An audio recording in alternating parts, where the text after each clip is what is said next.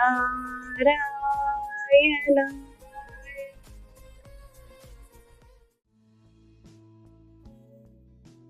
నమో నారాయణ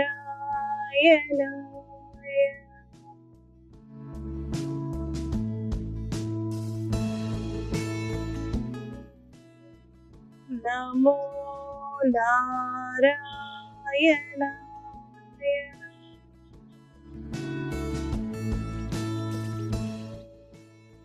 నమో నారాయణ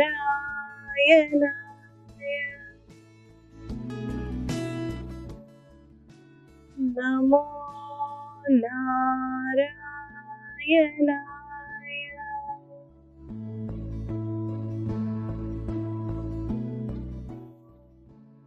నమో నారాయణ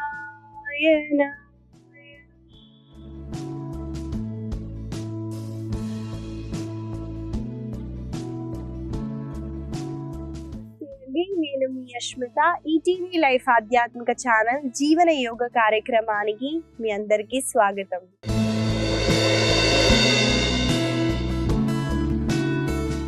ఇవాళ నేనైతే జపంతో స్టార్ట్ చేశానండి. జపం మెడిటేషన్ కూడా మీరు అనొచ్చు. మీరు అలా కూర్చొని మీ ఇష్ట దైవాన్ని ప్రతిసారి స్మరించండి. ఎలా స్మరించాలంటే శ్వాసని తీసుకుంటూ వదిలేటప్పుడు మంత్రాన్ని జపించండి. అలా చేయటం వల్ల మనకి ప్రాణాయామ అవుతుంది, శ్వాసని తీసుకుంటూ వదిలే ప్రాణాయామ అవుతుంది. అలాగే జపం చేస్తూ చేస్తూ చేస్తూ తెలియకుండానే ఒక కామ్ స్టేట్, మెడిటేటివ్ స్టేట్కి అయితే వెళ్తాము. నాకు ముఖ్యంగా జపం మెడిటేషన్ అంటే చాలా ఇష్టం అండి. అలా కూర్చొని ఎంతసేపు అయినా చేయమన్నా నేను చేస్తాను. మెల్లమెల్లగా మీరు అలవాటు చేసుకోవడానికి ట్రై చేయండి. మన సాధనలో ముందుగా మనము వార్మప్స్ తో అయితే స్టార్ట్ చేద్దామండి. అందరూ 2 కాళ్ళని స్ట్రెచ్ చేయండి. చూడండి, ఎంత అయితే అంత పక్కకి పెట్టడానికి ట్రై చేయండి. పెట్టిన తర్వాత ముందుగా అయితే మన యాంకిల్ మూమెంట్ అయితే చేద్దామండి. శ్వాసని తీసుకుంటూ 2 యాంకిల్స్ ని ఇలా స్ట్రెచ్ చేయండి. వదిలేటప్పుడు కాళ్ళ వేలని మీ వైపుకి తేయడానికి ట్రై చేయండి. ఇలా చేసేటప్పుడు ఈ మజిల్స్ అన్నవి చాలా స్ట్రెంగ్తన్ అవుతాయి. మజిల్స్ అంటారండి. చేయడం వల్ల మనకి లూబ్రికేషన్ కూడా అవుతుంది, యాంకిల్ డ్యామేజ్ కూడా అవ్వదు. యోగా ప్రాక్టీసెస్ కి ముందు వార్మప్స్ చేయడం చాలా ముఖ్యమండి. కాళ్ళని రిలాక్స్ చేయండి. ఇప్పుడు మనము చక్కీ చలాని చేద్దామండి. చూడండి, ఇదే పొజిషన్ లో ఉంటూ 2 చేతుల్ని ఇలా ఇంటర్లాక్ చేయండి.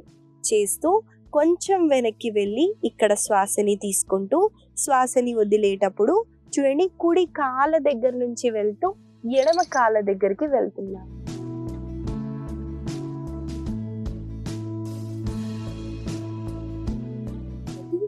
శ్వాస వదిలేటప్పుడు ఎంతైతే అంత ముందుకి బెండ్ అవ్వటానికి ట్రై చేయండి.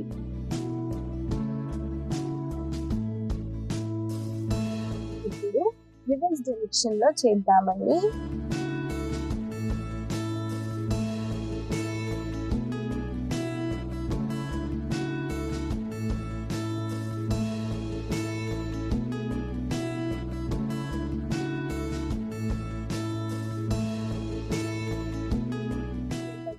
చేతుల్ని రిలాక్స్ చేస్తూ కాళ్ళని కూడా మీరు ముందుకి స్ట్రెచ్ చేయొచ్చు.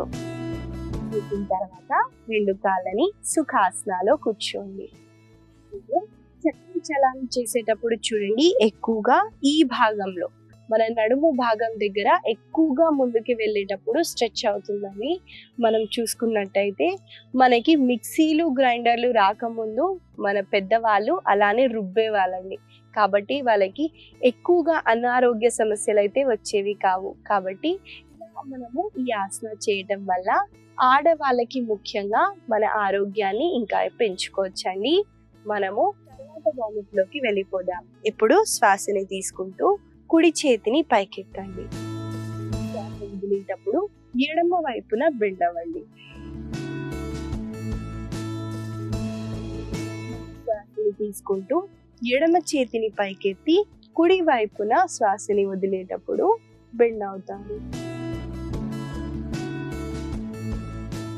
కలిసి చేద్దామండి.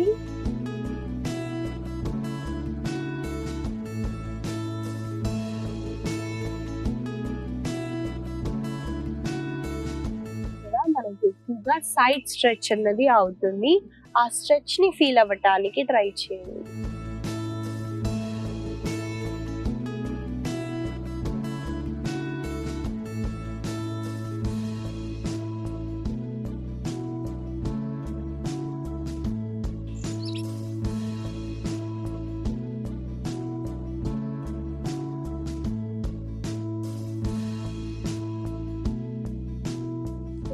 శ్వాసని తీసుకుంటూ సెంటర్కి వచ్చేసి రిలాక్స్ అవ్వచ్చు.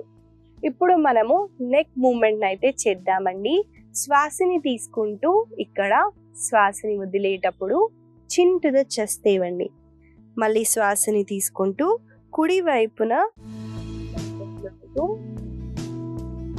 శ్వాసని వదులుతూ శ్వాసని తీసుకునేటప్పుడు ఎడమ వైపున మనకి చాలా మంచి స్ట్రెచ్ ఇస్తుందండి నెక్ కి.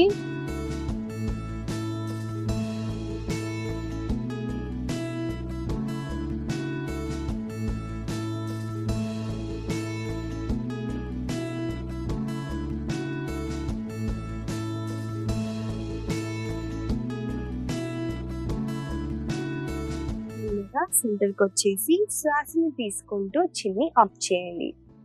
ఇవండి ఇవాళ మన వార్మప్స్. మనము ఆసన సాధనాల్లోకి వెళ్ళిపోదాం.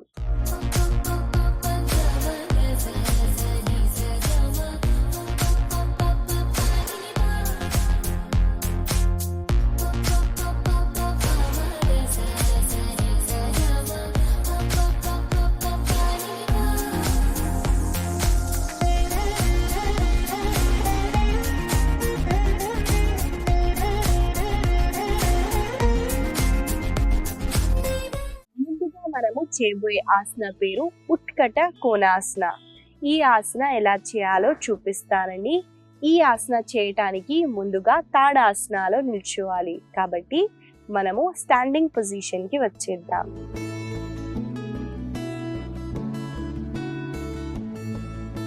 ముందుగా మనము ఉత్కట కోణాసన చేయటానికి తాడాసనాలో నిల్చుంటామండి.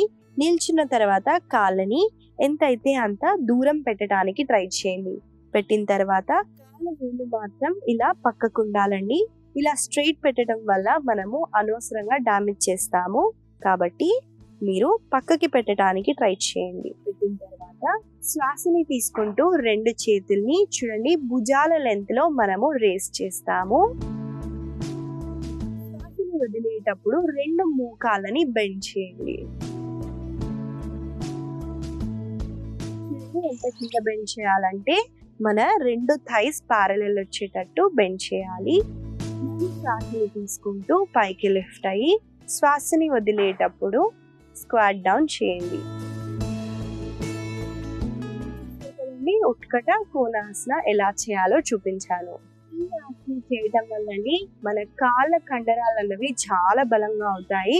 చూడండి నేను హిప్ ని కింద చేసినప్పుడు హిప్ ఓపెనింగ్ అన్నది అవుతుంది. అలాగే ముఖ్యంగా ఆడవాళ్ళకైతే ఈ ఆసన చాలా బెనిఫిషియల్ గా ఉంటుందండి.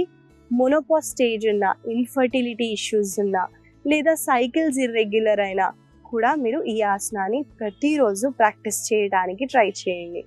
అలాగే మనము మన షోల్డర్స్ మీద కూడా వర్క్ అవుతుంది కదండి. చేతు కండరాలని కూడా బలంగా చేస్తాయి.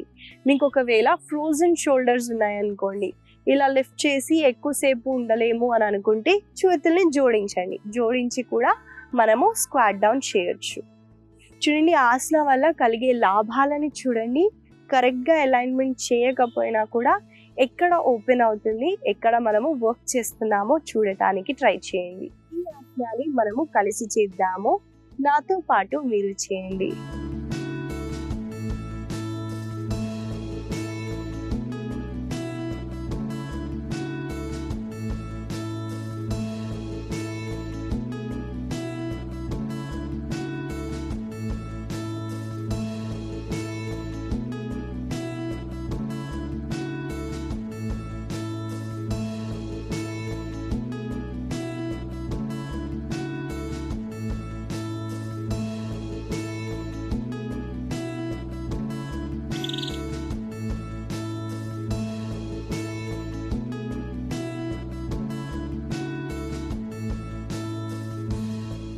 తర్వాత రెండు చేతుల్ని రిలాక్స్ చేస్తూ కాళ్ళని రిలాక్స్ చేయొచ్చు.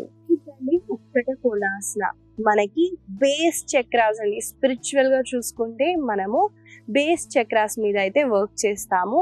కాబట్టి ఈ ఆసనాన్ని మీరు ప్రతిరోజు ఇంక్లూడ్ చేస్తూ ప్రాక్టీస్ చేయడానికి ట్రై చేయండి. మనము తర్వాత చేయబోయే ఆసన పేరు వక్రాసన.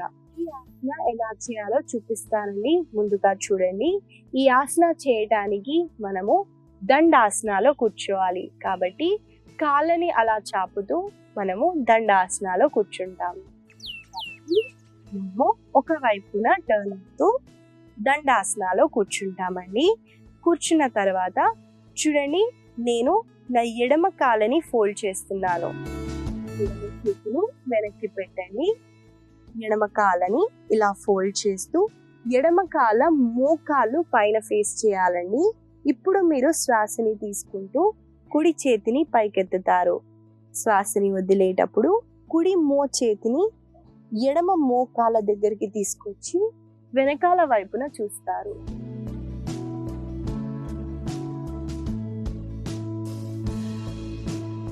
శ్వాసని తీసుకుంటూ చేతిని పైకెత్తి చేతిని రిలాక్స్ చేస్తూ తర్వాత కాళ్ళని కూడా రిలాక్స్ చేస్తారు. వక్రాసన ఎలా చేయాలో చూపించాను. ఈ ఆసన చేయటం వల్ల మనకి ముఖ్యంగా ట్విస్ట్ అన్నది అవుతుంది. కాబట్టి అబ్డామినల్ మజిల్స్ దగ్గర ఎక్కువగా వర్క్ చేస్తామండి. డయాబెటీస్ వాళ్ళకి ట్విస్టింగ్ ఆసనాస్ అయితే చాలా హెల్ప్ఫుల్గా ఉంటాయి. ఎందుకంటే మనము ట్విస్ట్ అయ్యేటప్పుడు అండి ఇక్కడున్న ఆర్గాన్స్ని మనము స్టిమ్యులేట్ చేస్తాం. కాబట్టి మనము డయాబెటీస్ని రివర్స్ చేయొచ్చు, అలాగే ఫ్యాట్ ఉన్నా కూడా రెడ్యూస్ చేయొచ్చు. కాబట్టి ఈ ఆసనాన్ని మనం కొన్నిసార్లు చేద్దాము.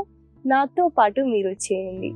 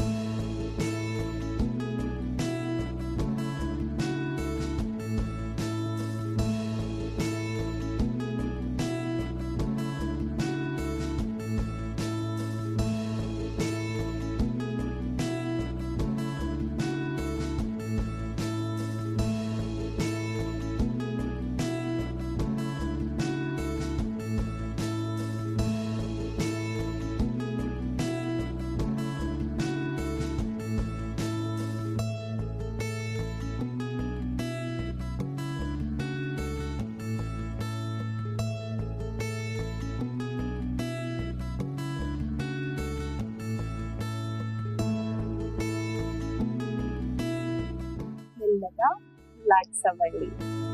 ఇవన్నీ వక్రాసన. ఈ ఆసన వల్ల కలిగే లాభాలని మీకు చెప్పానండి.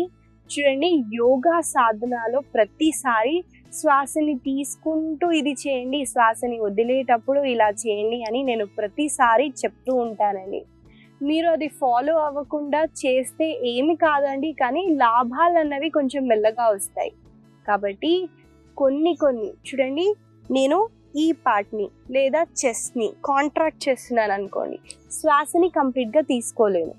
అదే నేను చెస్ట్ని ఓపెన్ చేశాను అనుకోండి, ఎక్కువగా ఆక్సిజన్ని తీసుకోగలుగుతున్నాను. ఇక్కడ ఏం లేదండి, ఆసనాస్లో ట్విస్టింగ్ చేసేటప్పుడు మనము శ్వాసని వదులుతాము. కాబట్టి మనము ఇలా చేయటం వల్ల ప్రాణ అన్నది మనము స్క్వీజ్ చేస్తున్నాం. చేసేటప్పుడు ప్రాణాన్ని ఎక్కువగా ఫ్లో చేస్తున్నాం. దానివల్ల ఎక్కువగా బెనిఫిట్స్ అన్నవి వస్తాయి. కాబట్టి శ్వాస మీద దృష్టి పెడుతూ అక్కడిక్కడ ఆలోచించకుండా ఆసన చేసేటప్పుడు ఏ మజిల్ దగ్గర మీకు స్ట్రెచ్ ఫీల్ అవుతుందో అబ్జర్వ్ చేయడానికి ట్రై చేయండి. తర్వాత చేయబోయే ఆసన పేరు ఉత్థాన శిశువాసన.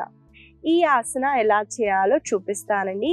ముందుగా మనము టేబుల్ పోస్చర్లోకి రావాలి. కాబట్టి మనము కాళ్ళని ఇలా స్ట్రెచ్ చేస్తూ ఒక కాళ్ళని ఫోల్డ్ చేస్తూ ఇంకో కాళ్ళని ఫోల్డ్ చేసి చేతుల్ని స్ప్రెడ్ చేస్తున్నానండి. చూడండి, మనము టేబుల్ ఎలా క్యాలిక్యులేట్ చేయొచ్చు అంటే ముందుగా చేతుల్ని డ్రాప్ చేయండి, తర్వాత ఒక చెయ్యి అరచేతిని లెంత్ లో పెట్టుకుంటాం. అలాగే మోకాలని మీ హిప్ విత్ పార్ట్ లో పెట్టండి. పెట్టిన తర్వాత మీరు ఇక్కడ శ్వాసని తీసుకుంటూ శ్వాసని వదిలేటప్పుడు మీ ఛాతీ భాగాన్ని 2 చేతుల మధ్యలో పెట్టండి. తర్వాత 2 చేతుల్ని చేయండి.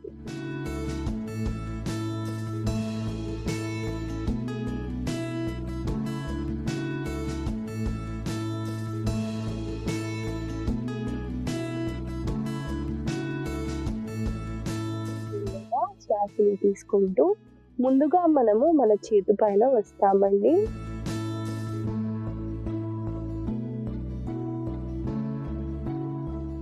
వజ్రాసనాలు కూర్చోవచ్చు. చూసారు కదండి, ఆసన ఎలా చేయాలో చూపించాను. ఈ ఆసన చేయటం వల్ల ముఖ్యంగా మనకి అప్పర్ బ్యాక్ మీద పడుతుందండి, అలాగే షోల్డర్స్ మీద కూడా పడుతుంది. కాబట్టి మనము ఈ ఆసనాన్ని అప్పర్ బ్యాక్ ని స్ట్రెంగ్తెన్ చేయాలన్నా, ఫ్లెక్సిబుల్ చేయాలన్నా ఈ ఆసనాన్ని మీరు ప్రతిరోజు ప్రాక్టీస్ చేసి చూడండి. ఈ ఆసనాన్ని మనం ఇంకొన్నిసార్లు చేద్దాము. నాతో పాటు మీరు చేయండి.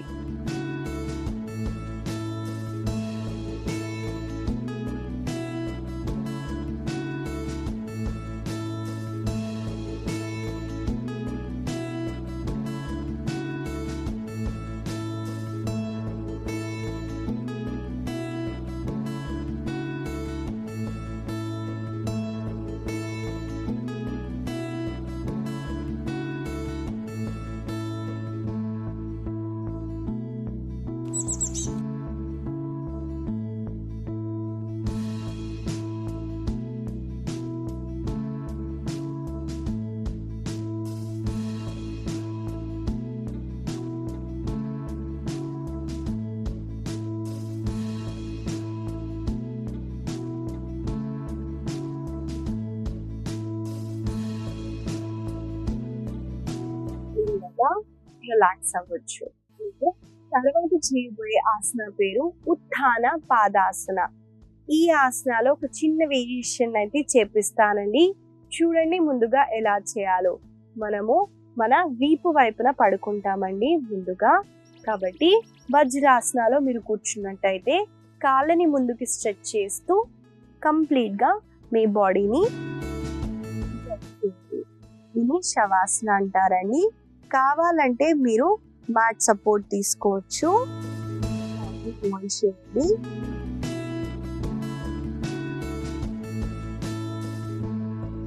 శ్వాసని తీసుకుంటున్నప్పుడు మీరు 2 కాళ్ళని పైకెత్తుతారు. శ్వాసని వదిలేటప్పుడు 2 కాళ్ళని భూమికి దగ్గరగా తీసుకెళ్ళి పైకి లిఫ్ట్ చేస్తారు.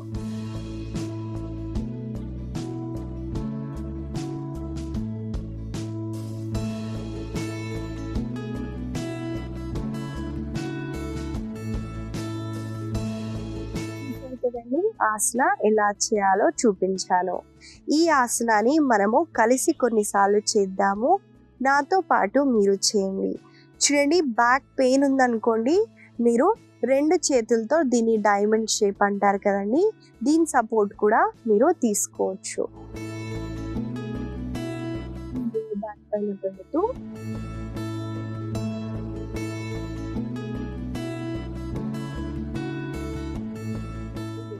మీరు చేయొచ్చండి.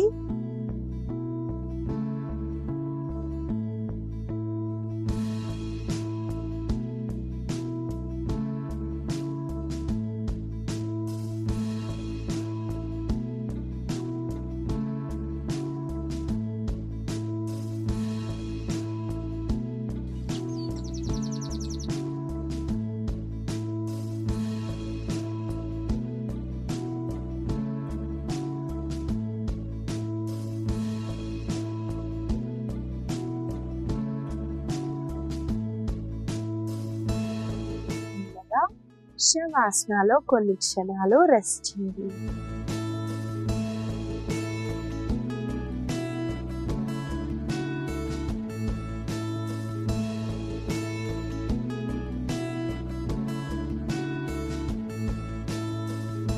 బాడీలో ఏం జరుగుతుందో అబ్జర్వ్ చేయండి. శ్వాస మీద ముఖ్యంగా దృష్టిని తీసుకెళ్ళండి.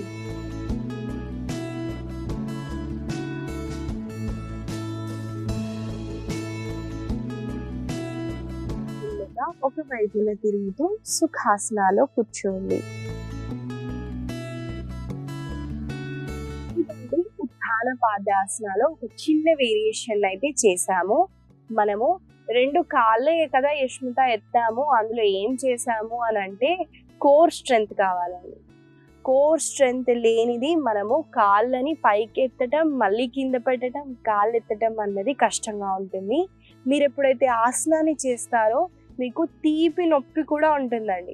ఏం పర్లేదండి, భరిస్తూ చేయడానికి చేయండి. దానివల్ల కోర్ స్ట్రెంథనింగ్ అన్నది అవుతుంది.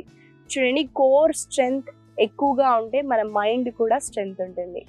ఇక్కడికి రిలేట్ ఉందండి. కడుపులో ఇబ్బంది ఉంటే మనకి ఇక్కడ ఇబ్బంది ఉంటుంది. కాబట్టి కోర్ని స్ట్రెంథన్ చేయడానికి ఈ ప్రాక్టీస్ మీరు తప్పకుండా చేయడానికి చూడండి. ఇదండి ఇవాళ మన ఆసనాస్. మనం కొన్ని స్ట్రెంథనింగ్ ఆసనాస్ అయితే చేసాము. ఈ ఆసనాలని మీరు గుర్తుపెట్టుకొని రోజు పొద్దున్న సాయంత్రం వేళల్లో ప్రాక్టీస్ చేయడానికి ట్రై చేయండి.